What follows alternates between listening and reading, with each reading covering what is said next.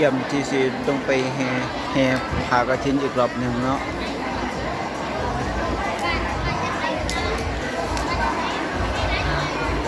ก็จะไม่ไปนะครับ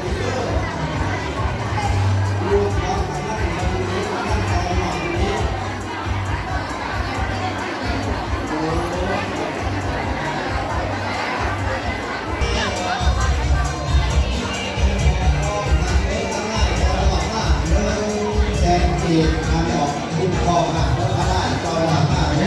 แซมอีกนะอักว่าเขาลูกไปเอง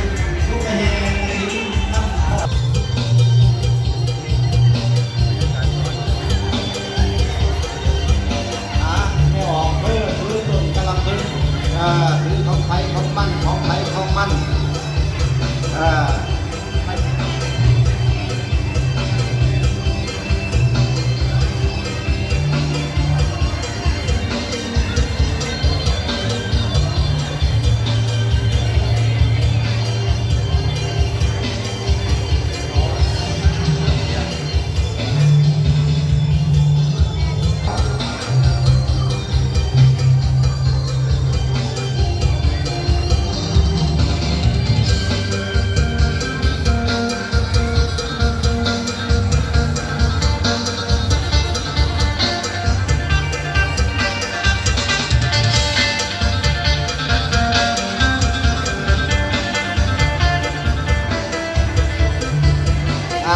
เรียกหมก